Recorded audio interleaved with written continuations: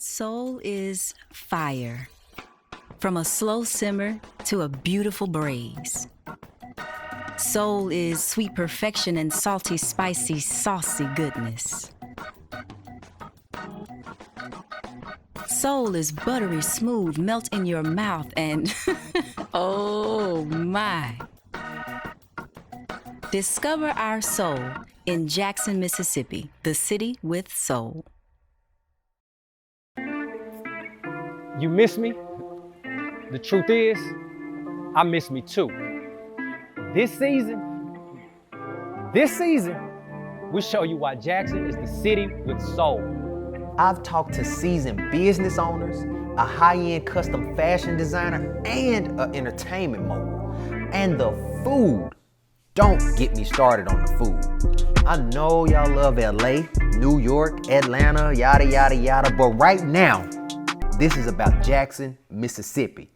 I'm talking Mediterranean, Thai food, French cuisine, Caribbean. I mean, shit, I keep going. It's clear that Jackson got something to say, and Dirty Napkins is here to say it. So get ready. Let's get some napkins dirty.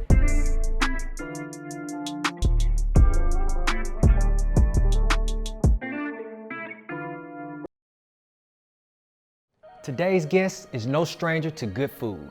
Located here in the Civil Rights Museum in the heart of Mississippi, you'll find Nissan Cafe, one of the many restaurants owned by today's guest, Nick Wallace. His journey is inspiring and his food is to die for. Well, maybe not to die for, but tune in. Let's go get some napkins dirty.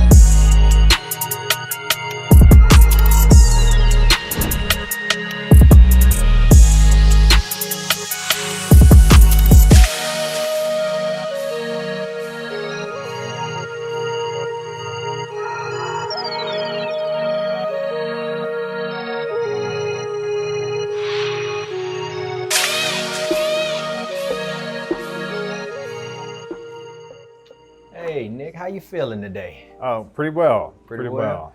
Good, good. Well, thanks for taking the time to sit down and talk with us. I mean, you are going to be a fan favorite, I'm assuming, for sure, since, you know, us being a food-oriented show. So I'm excited to sit down and talk with you about your culinary expertise. Yeah, absolutely. Absolutely. Well, let's jump right into it then. I'm just super curious. I was looking up some stuff on you. What are some seasonings that you think people overuse? Overused, I would probably say seasoning salt would probably be. Seasoning salt? Yeah, that would probably be at the top.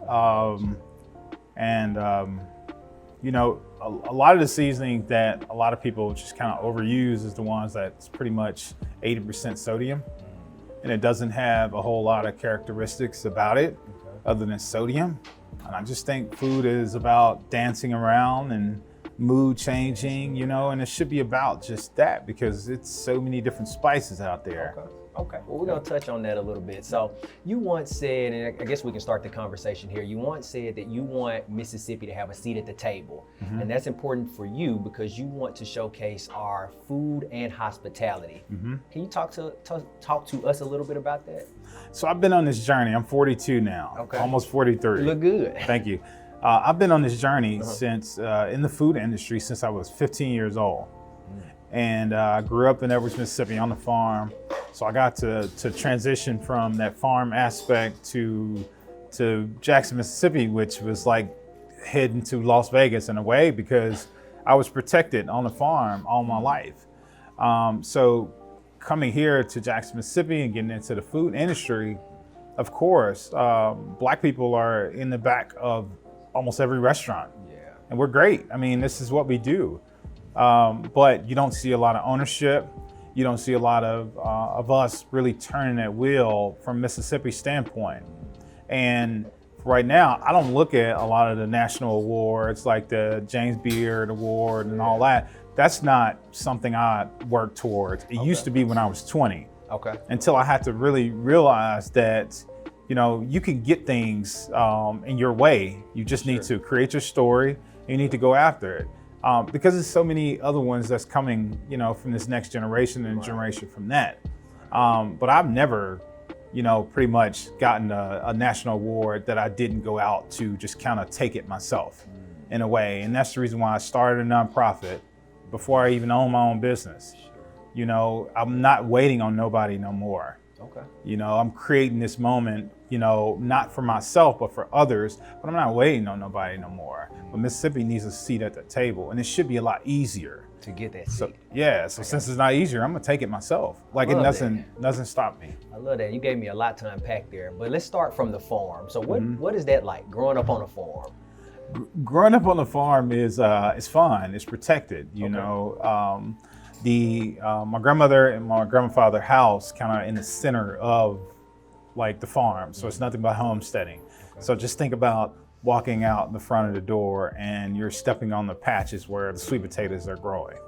You know, that's how it is. Like you see chickens, it's okay, chicken coming across you. So natural ingredients and all of that, Yeah, you're seeing, you know, all the animals, you know, everything is right there. And that's how you wake up in the morning, because it's not an alarm clock like I got now. Yeah. My Alexa wakes me up every morning. Yeah. But you have roosters.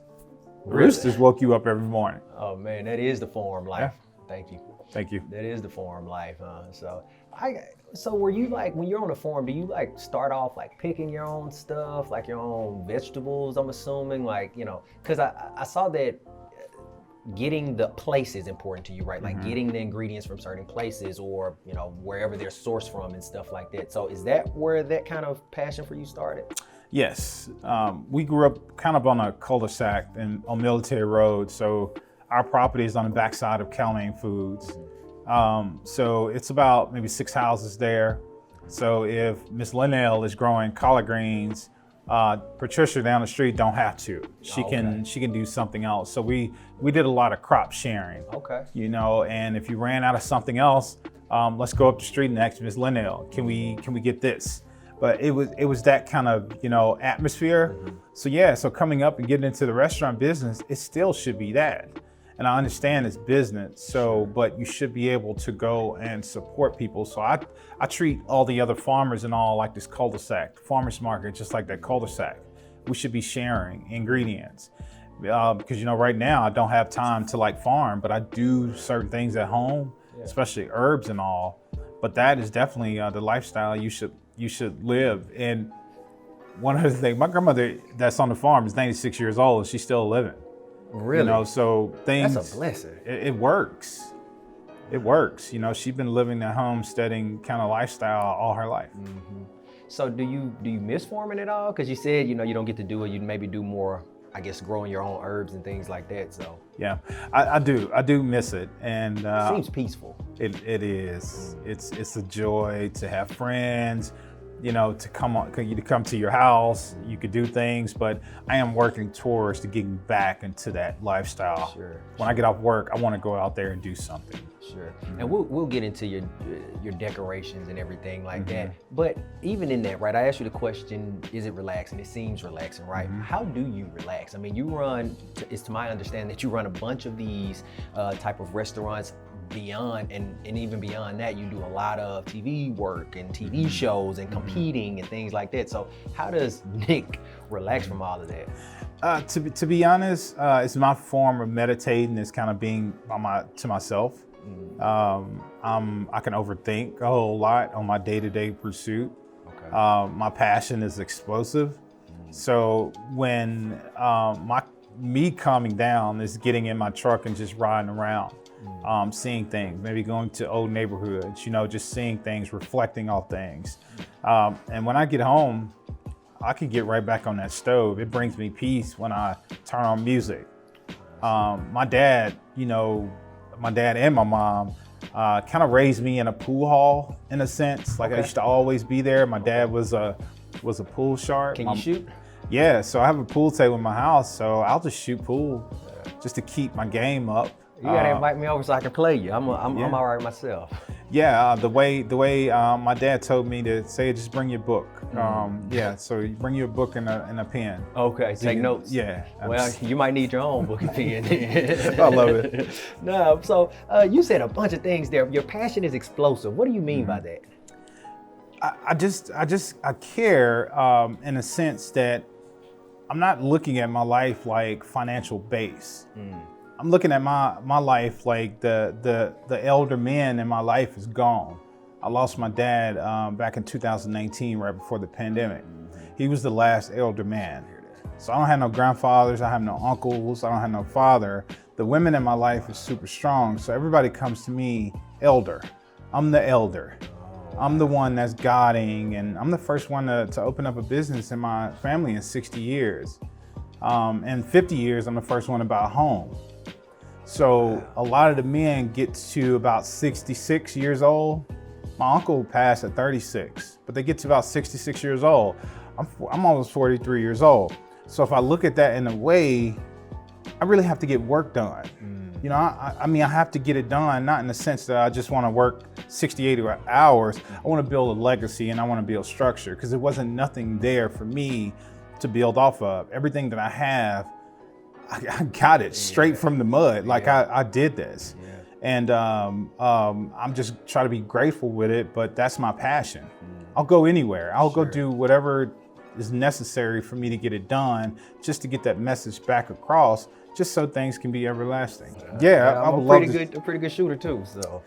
I find joy with that. Yeah. So we could shoot any time, man. A lot of peace. Put on some good oldies. Yeah. Let's just have fun. I got you. Yeah. It means so much for your future. Yeah, when you really. stand grounded. Yeah. And I listen to you, I mean, because you got a bunch of these from what I see, right? Like, thank you.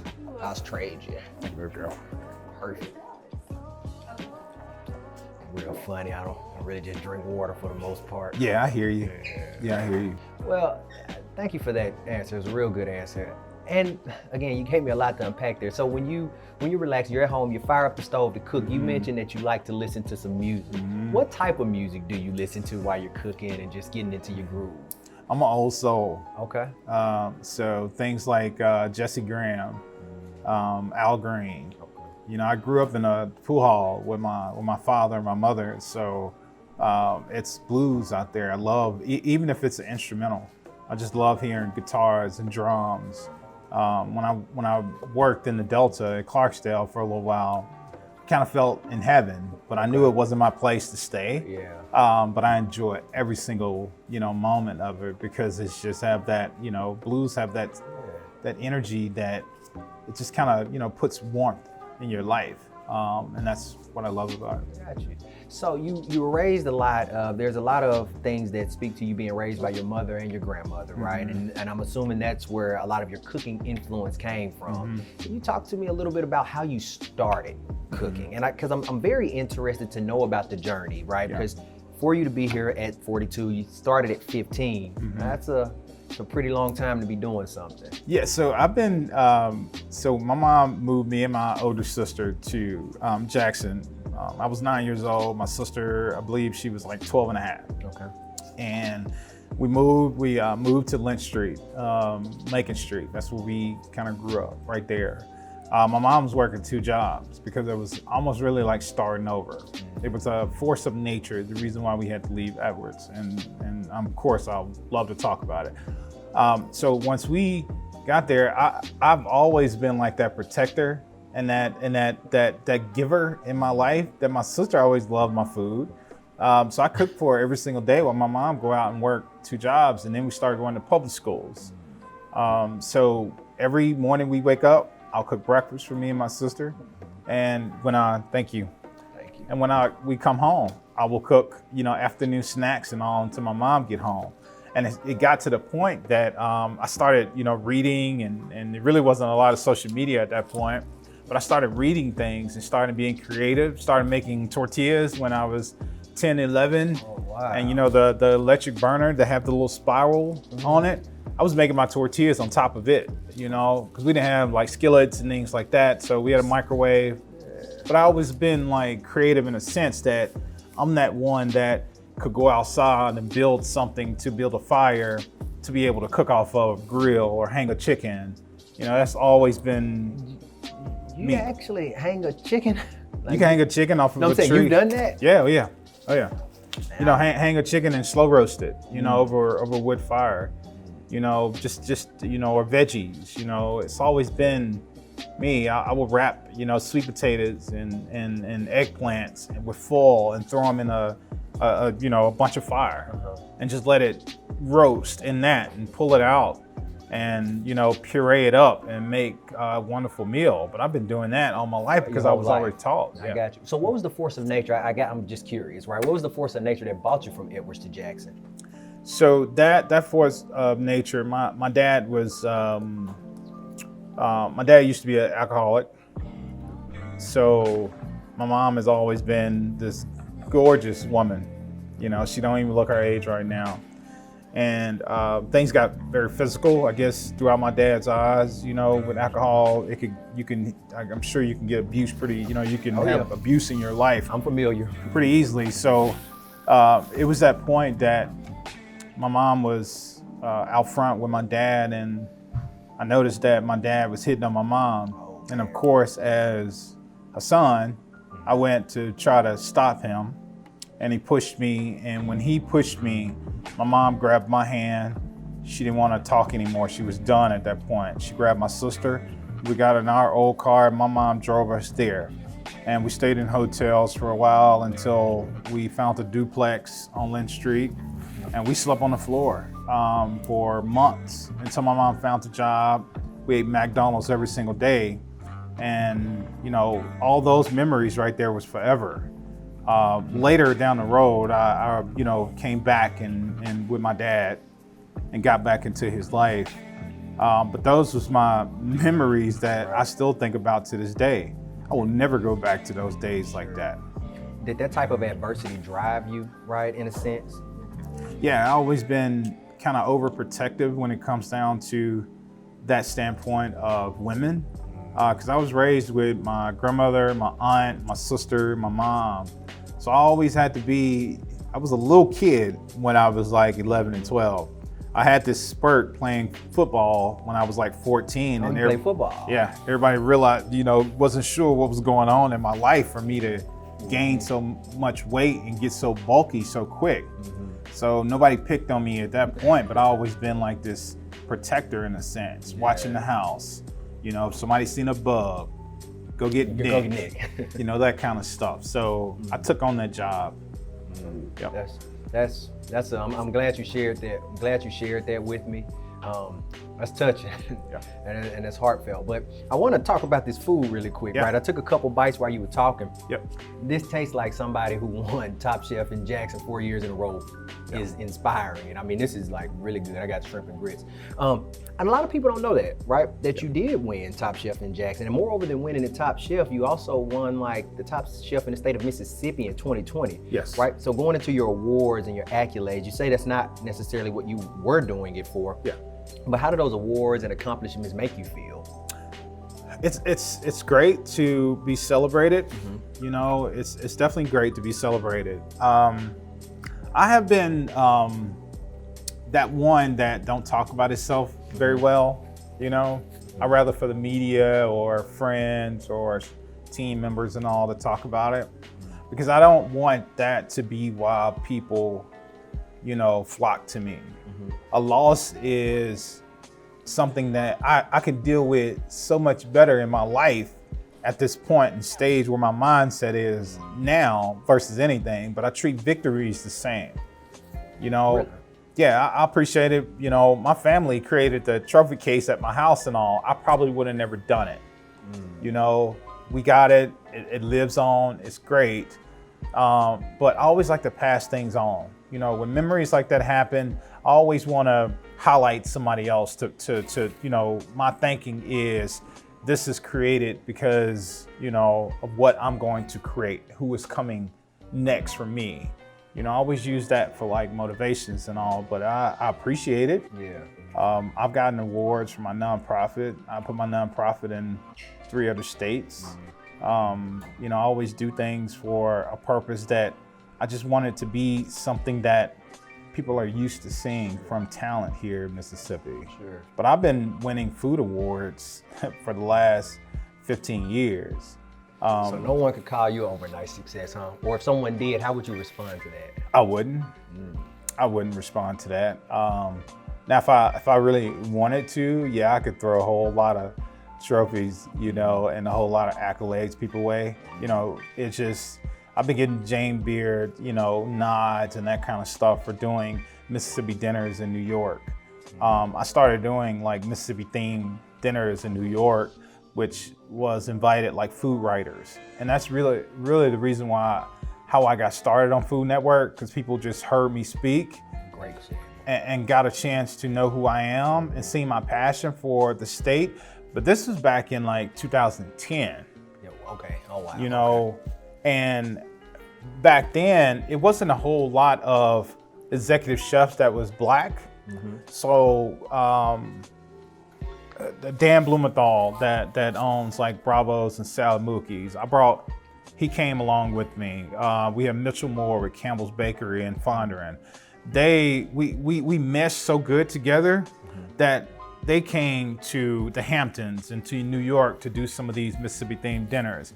I didn't go there to buy goat cheese or honey or pig cheeks or purple hull peas. I brought everything. My shipping bill was $3,000 and $4,000, and I did that for a reason though, because like I don't want to come there and cook your food and make it Mississippi. I'm bringing Mississippi here, and I'm gonna cook Mississippi. And we had the farmers like Cindy Ayers Elliott. She came from Footprint Farms to those dinners because I just wanted it to people to see. I want you to have a glimpse of our everyday life and like really, because we're infectious. And you're real passionate about Mississippi, Oh, yeah. It sounds like. I mean, for you to pay that amount of money to get your stuff shipped right there so you can really, it just goes back to kind of how we started the conversation. You want us to have a seat at the table, and I appreciate you for doing that. So when you talk about your twist, right, with Southern cuisine, that's what I see a lot of descriptions on your food. What is Southern cuisine to you? Southern cuisine is, it really starts with that Southern heart. Because pretty much I can cook any dish or from any cookbook. It could be African cuisines, whatever. I'm gonna put our spin on it because the Southern element of Southern growth is gonna be embedded in here, just like this gumbo here. This gumbo was created, you know, Mississippi gumbo, just so we can have ownership of it. It wasn't created just because I want to just have the best gumbo. But Mississippi don't own gumbo. Gumbo wasn't like originated here. But I think we need to be identified for more than just comeback sauce or fried chicken and cornbread and braised greens. Yeah, it's so many different things. Like we have French techniques involved with our food. You will see Italian elements in our food. You will even see Caribbean flavors, and we cook with a lot of cinnamon and you know, anchovies and that kind of stuff. So, and I'm listening to you. Are you, and this might be a pretty a bad question, but are you like self-taught completely, or did you go to some type of culinary school also? So I did get enroll in Hines Community College a long time ago, of course. I was like 18, 19 years old, but I got a job for Marriott, and I had an opportunity to start there as executive chef. So I bowed out of that, and because I had to make money at that point right there. We don't have a whole lot, but that opportunity right there, I got medical insurance, so I had to start that. Yeah. And so, yeah, I was self-taught. Self-taught. And my groundwork is really Edwards, Mississippi. Yeah. Edwards, Mississippi That's made me to who I needed to be. I just had to realize in my 20s that, you know, admiring all these other chefs from across the world, it's all about your storyline. You know, you need to write your own story first before you go out there and pursue anything. Because that story right there is going to push you to wherever you want to go. Yeah. And once I figured that out, because it took me a while to really figure that out. And at that point right there, that's when I signed up for my first Food Network show back in 2013. And that was my last show that I ever had to fill out an application for. Oh wow, okay. Yeah, Okay. last one. And you are well versed in the TV food world. I don't know what you would politically call that, right? So you've done a lot of that. How do you deal with some of the losses you've taken on some of these shows where you were eliminated? Like I would imagine that could be a bit, a bit tough. Yeah. In 2013, when I did Cutthroat Kitchen and I placed second, and once I got on that plane, come back, home, it was a tough time just on that plane coming back home, because in my mind then it's just a complete failure. That's how you felt? Then. Okay. That's how I felt. And when the show was time to air, and I didn't put a whole lot of nothing behind it to let people know. Sure. And I was just kind of licking my wounds. And at that point there, a friend of mine, his name is LeBron Alexander. He's the chef at Blue Cross and Blue Shield, another black chef. And I use him for a lot of guidance because he has a whole different perspective. Okay. And once I realized that a failure is not a failure, it's a failure. It's a huge effort, and it's groundwork that's going to be able to take you to wherever you need to be. But one thing I realized is 30 minutes wasn't enough for me to be on nobody's show anymore. And I was going to ask you, are these shows, just personal question, are they scripted, or is it really what it seems? Is it really, hey, we're going to drop you off this basket of God knows what, and we want you to make a 5-star meal out of that? Is that really how it works, or is it a lot more than what meets the eye? No, the time is true. The time is true. Now, you have a lot of wait times and retakes when it comes down to everything else, but when that clock starts, that's true. Legit, okay. Yeah, and that was one of the things I built up. It didn't take me like a couple more shows to really figure it out and get out of my head. Because after that, I was, Chop Champion, a few years later after that. And right in the pandemic, that was when I was fired up because I wasn't taking no virus holding me back. Right. But I did, whatever I thought was best to keep protecting myself and my family. But I flew to Canada in 2019, the same year that my dad passed. That fueled me even more. I went to Canada for Food Network Canada and went there, and I'm bringing in the wins. Yeah, a lot of them. Yeah, but I built up so much to mature me a lot better. Yeah, I can take on pretty much anything, and I'm not scared or nervous about what people think. Because it just doesn't matter. I'm just gonna be who I am, and I'm gonna let the world see who I am. Are you, even in that then, are you insecure about anything in terms of your food or just personally? I used to be. What? I used to be insecure about me not having this fancy school certification on the wall. Okay. Because it's, most chefs don't even let you into their circle until they think you're affiliated with this person or that person. Because that's what I feel about the James Beard Awards and all. It's an affiliation thing. And I was like, what is that? You've mentioned it a few times, and I saw it, but I didn't know exactly what it was. So I don't know what date it is, but James Beard is a human. He passed away, but James Beard was like the founder of culinary. He did a whole lot for the world of food. And that's great. I'm glad they told his story, but now he has a huge foundation in New York, and they help a lot of chefs and chefs of color. I think that's great. Okay. But I don't get into the politics. Every time something gets so big, then you got everything being political at that point. That's when you're gonna lose me at that point. Soul is history that moves you, saying, remember this day. Soul is the spirit inside each of us that never gives up. Soul is a voice that says, listen to me. Discover our history, our spirit, our soul in Jackson, Mississippi, the city with soul. So how do you keep then, let's talk about your nonprofit, which I thought was really interesting. And there's a focus somewhat on just bringing better tasting food, and correct me if I'm wrong here, obviously, but bringing better tasting food and better quality food to the Jackson Public School system in particular, and I guess just other school systems as well. So what was your reasoning or driving factors behind starting that? So, so my first Food Network show was Cut Third Kitchen.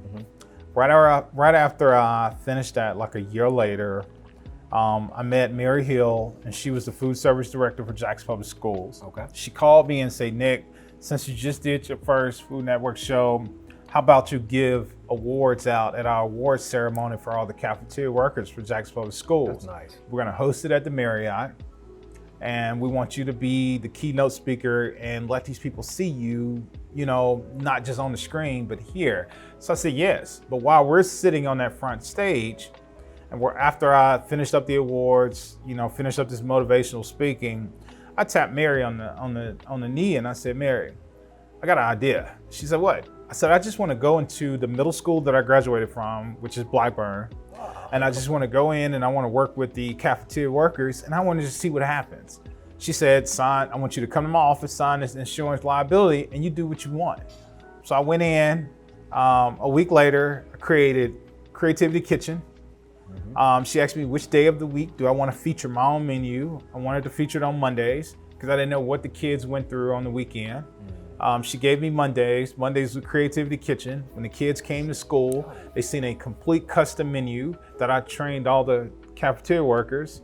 And then the students come in, they can come back to the kitchen, see what's going on, learn some things on that. I'll have everything that's pretty much mimicked straight to the USDA guidelines. And then Creativity Kitchen was birthed. And what was the exciting part about it is 5 weeks after that, all the other middle schools started hearing about it. So they called for this district-wide meeting. And it was like, Nick, we need you here. So I'm thinking I'm in trouble at that point. So all the principals got up and said, look, either you're gonna feature Creativity Kitchen in all the middle schools or we're gonna stop it. So I was like, well, that's okay. a good problem to have. Yeah. But when you don't like the politics of nonprofit, how do you deal with that then? So the Museum of Art, I was the chef and culinary curator at the Mississippi Museum of Art at that time. So they dealt with a lot of that. Okay. So that was, and that's something that they had been doing their whole life. They're a nonprofit, which is great. I needed that reinforcement to help me out. So I just came up with the plan, started hosting every 3 weeks. I started hosting these huge culinary meetings and training with all cafeteria workers from 13 middle schools. Wow. Yeah, I started hosting that. So Creativity Kitchen was launched in 13 middle schools. And we ran that successfully for 2 years until the pandemic. Yeah. So you know, going to the grocery store, it wasn't the same anymore because I'll see a father or the kid or the mom, you know, people want to hug, the kids want to run up and they want to talk. Like, it was just such a joyous thing. And I didn't have to worry about exchanging, like, no financing. I didn't need nobody coming in trying to donate money. I wanted this to be something that I could, you know, kind of own in a way that I got volunteers, and then I could just master myself just to see if I can do it. So now I'm on a level that I can do this for public schools throughout the state of Mississippi.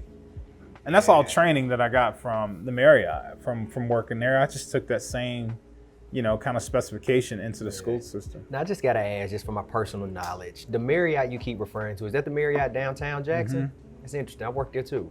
Really? Wasn't in the kitchen, I was a bellboy. Okay. It's interesting. You look very familiar. Yeah, so maybe. That might be the connection. Maybe. I was, so I became exec chef there when I was like 21, 22.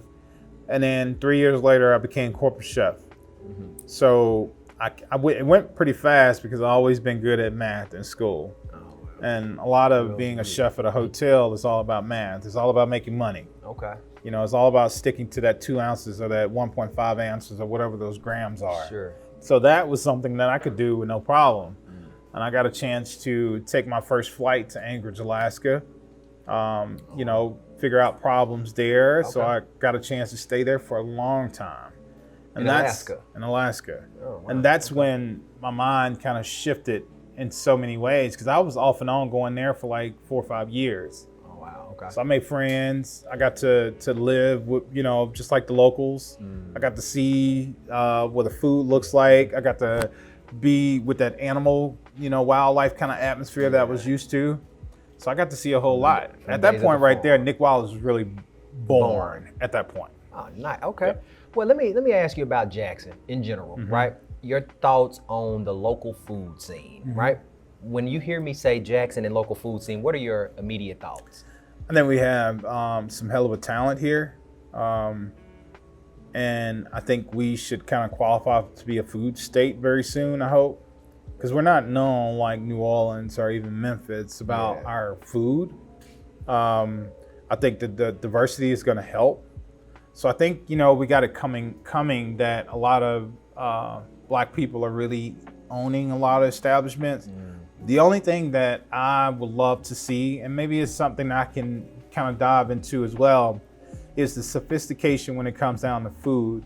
We deserve to own those and run those to have successful restaurants as well. Okay. You know what I'm saying? Like you could see the burger joints like Stamps Burger, we'd master that. Big John, we mastered that for so long. A lot of bar and grills and all, we mastered that. Now it's time for us to master, you come into a 5-star restaurant and you can get seated, served, but do we have that? We don't. We need that. I love that. So I think my answer will be different once we get into that world and start owning that for Jackson. Gotcha. Okay. So what are some restaurants you personally like in the city? I like a lot of hole in the walls. Okay. Spice Avenue has been a true favorite. It's Indian. It's right there on not Fortification, but I-55 Frontage Road. Okay. If you've never been, go. Lunch or dinner is fine. I sure will. Yeah. Ito's sushi restaurant on Ridgewood is kind of close to my house. So I go there a lot, and it's family owned. And I have, all kinds of favorites. I love Stamps Burger when I really want to, treat myself on the weekend. I go there and just splurge and don't even have no other Get thoughts. you a good burger from Stamps. Yeah. So those are, I love LV's. I love, it's a lot of restaurants I like, but a lot of them is you'll find me at a gas station too. And if I see some, Don't they got the best food? just saying, some gizzards because I'm driving or something like that. Like that's been stuff that we've been doing so well for so long. Those are the things that I love about it, So as I start to wrap us up a little bit here, I'm just curious, right? There are a lot of people who may not directly want to follow in your footsteps, maybe even more indirectly. To me, I'm starting to see like a lot more rise in young Black men and women, right, doing food trucks or starting to do just different type of out of the box type of things. What advice would you give them, right, to try and amass some of this success the way you have? They need to keep pressing on the pedal, don't stop. And a lot of our successes and all goes off of financing.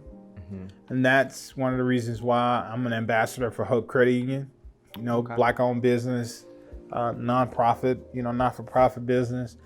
And that's one of the reasons why I'm a spokesperson for them, because they helped me, because so long I was thinking that banks and all was like the devil in a sense. They only wants to see you fail with high interest rates, that kind of stuff. Yeah. Until I got involved with Hope, because that's how I bought my home. And it means the world to my family that, I have somewhere for family reunions to be, set. And then I got examples to be made. And then I wanted a fleet of trucks. I went to Hope. Yeah. I want to open up this kitchen in Midtown. So now they helped me open up this huge commercial kitchen in Midtown. Right. I want these things, but, we just have to put that pencil to the paper and create these dreams, really, and just bring them to reality. But there's people out there that will help guide us that don't want to see us fail. You know what I'm saying? Like the finances is going to be a part of our dream, and we got to have it regardless. But the one thing we have to do is hold ourselves accountable when it comes down to that business aspect. But I think people just keep pushing that pedal and don't stop. Do you ever get tired of cooking at like family events and stuff like that when you, like you said, you get to have family reunions or things like that at your home? Do you ever say, all right, guys, we gotta get somebody else to cook, or I'm gonna cater out for this one? Do you ever do that? Every now and again. Yeah, okay. Every now and again, I will call up Papa John's, or I will go and find, a local restaurant to go grab wings and that kind of stuff. It is times that I do that.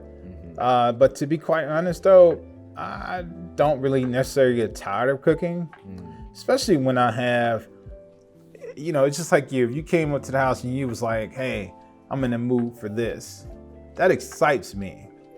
Because now, it's no sense for me being your friend if I don't show you what I got. Yeah. You know what I'm saying? Yeah. I don't want you to go out and see me on TV and see me doing all these things, but I've never given you that. Oh, okay. You know what I'm saying? So for me, giving my family, my friends, that, it has to be. Yeah, well, I got to figure out a way to get into your friend circle because I need to come by and I got some things I need to try out from the famous Nick. Yeah, we can make it happen, man. Yeah. We'll be doing all kinds of stuff, man. You just got to see my kitchen, but you're welcome. I bet. You're definitely welcome. So, just curious, right? Because I'm looking at a guy, again, a man rather, that's won all of these awards. And I know it's kind of refreshing to hear you say you're not driven by that. But we talked about how you like to relax. I'm just curious, what are some of your vices? Like, what do you do?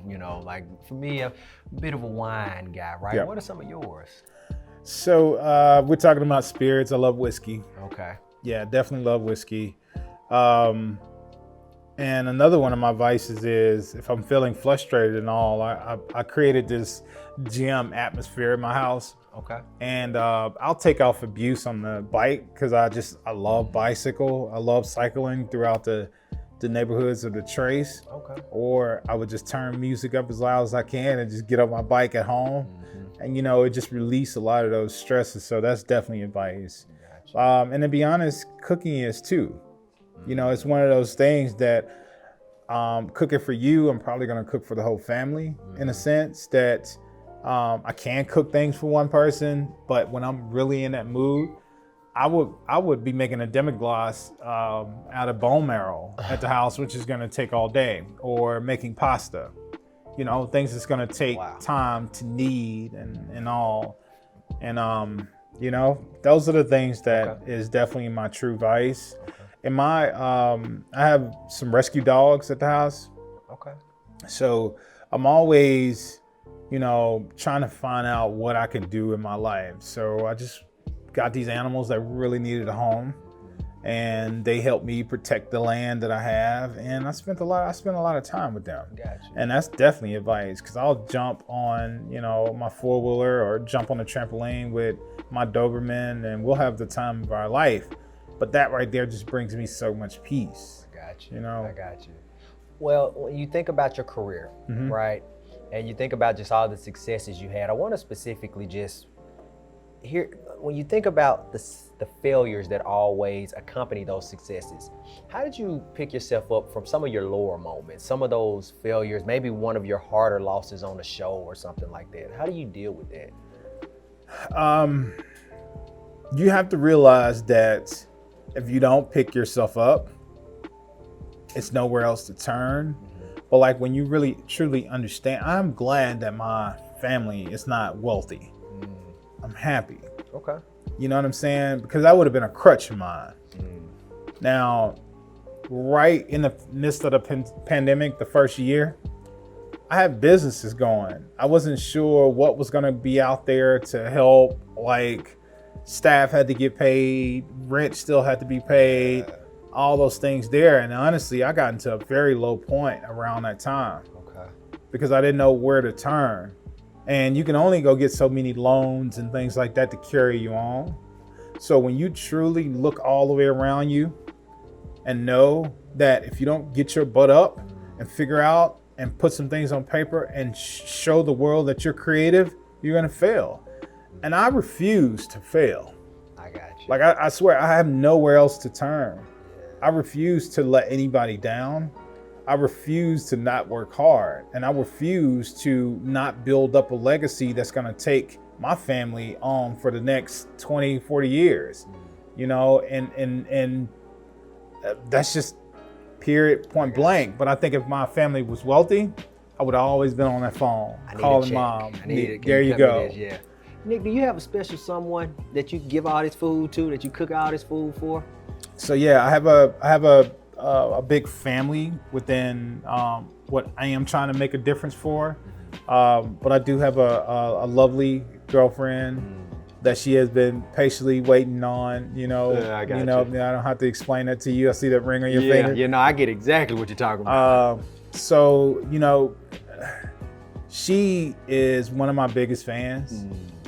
I would love for you just to interview her and just talk about my food. Let's do it. But she is very territorial when it comes down to that, and she has a really good structure. Her family is great. They're in the country too, in Tupelo area. Okay. But like for me, my family's kind of disjointed in a way because of things with my dad, and my family is not as close as her family. Sure. Like she showed me how a family kind of should look like in a way. Sure. Everybody's not going to have it just like that, but I'd love to be able to see it, feel it, have all these people that's behind you, pushing you forward. And, but she could tell you all about the food, but when I tell you a defender of the brand, huh? That's a good one. We got to keep her around. Yeah, and it's not because of the what you quote, the celebrity lifestyle or anything. It's just because of who I am as a person. And we don't have a whole lot of men in my family, so I am 1,000% a man. Yeah. And I just love my family, but she know how much I love people in general. Yeah. She gets upset with me that I might love on my neighbors, that I'm sending them food when I'm cooking. She's like, you too friendly. Yeah, in a way. But it's only for people that I know. You know what I'm saying? But I'm that person too that'll be at that red light. I don't have any second thoughts about giving away food out of my truck to them or giving them a few dollars. I don't think about what they're gonna do with it. It doesn't matter at that point. And that's the reason why I can go to Stupot or Billy Brumfield shelter, and I know these folks by name because I visit often. Often. And I always like to ask this question, right? Talking about food. I'm no culinary person, but I like to say, my personal opinion, I think Mississippi has the best food in the country. Yeah. I've been a lot of places, traveled a lot of places, and I stand on that, right? You being a culinary expert, how does that statement make you feel? I'm 100% with you, but the world doesn't see it like that. And I have seen it from a standpoint of the TV aspect. They don't think, a lot of the world doesn't see our food stands up with somebody from New York or California. At least. It just don't. And they don't think our food is technique driven. I don't think nobody created the slow food movement like Mississippi, to be honest. Okay. And I don't have to do sous vide and that kind of stuff. I don't have to. Like, I love to do it because it's fun now and it's very convenient.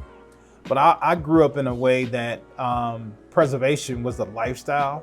I grew up that refrigerations were limited.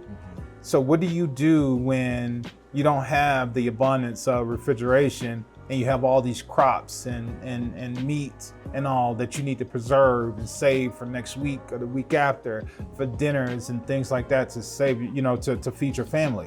What do? But techniques and all that, it's been living in my family for a long time. I knew how to make jams and jellies and pickles and preserve meats without being in a refrigerator when I was a kid.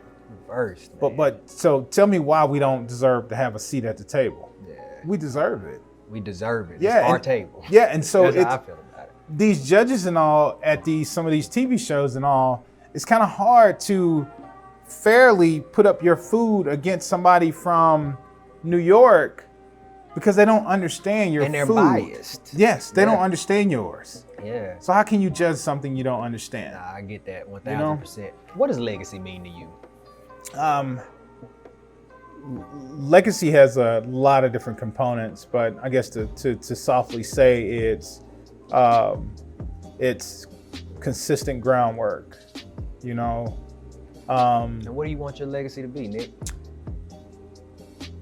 I just want to know that I have a little small piece in the transition of the element of what I owned. Like, I gave myself ambassador for Mississippi a long time ago. I don't need the governor to give it to me. I don't need the mayor of Jackson to give it to me. I don't need them. Why do I need them to do anything? So I understood it a lot more when I got inducted into this museum, because I thought you had to be deceased to be featured inside of a museum. So I have like 2 exhibits in the museum in Meridian.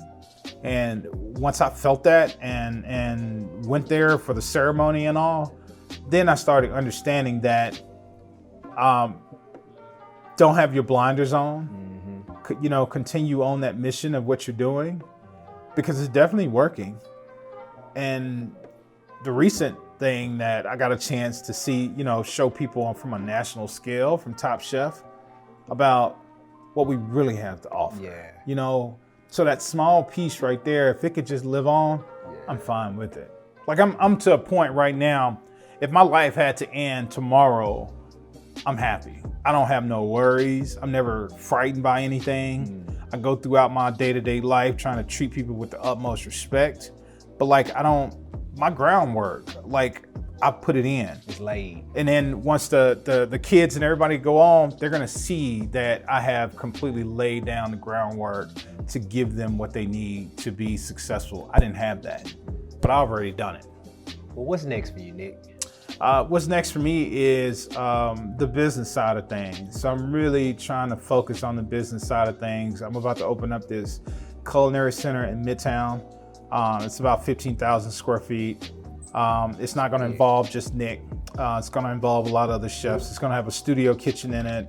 It's gonna have a butchery area. It's gonna have this huge commercial kitchen, cooking classes that I can invite other chefs to have this thing on a rotating schedule.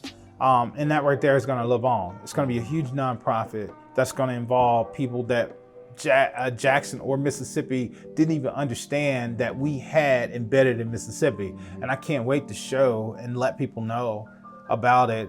But the other point is, I wanna make fast food my food. So I've been creating these concepts for fast food restaurants that I can get out there into the world. You know, it's gonna be something that's so remarkable. So just think about this kind of food here. Think about if you could get it through a drive-through. I kind of figured where you were going with really that. quickly.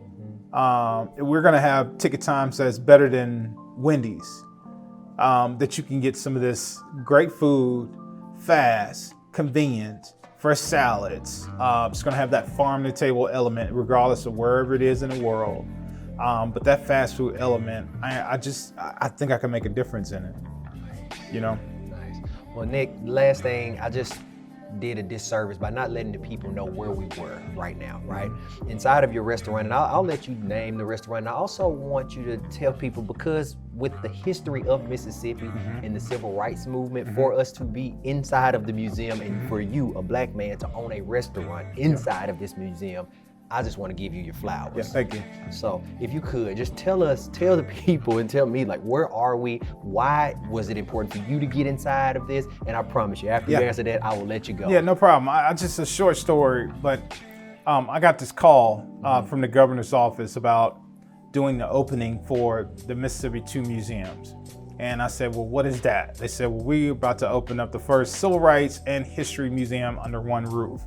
And it was like, we want you to do the opening. 3,000 people, the president's gonna be here. Are you willing to do it? And I'm like, yes. Wow. So I took on that. It was snowing that year.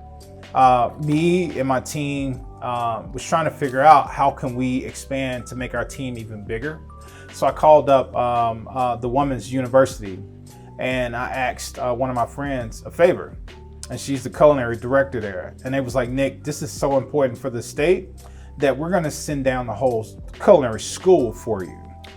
So they brought down all their huge trailers, their food trailers. Every student that was in class, you know, over that semester was here, and it was like 42 of them.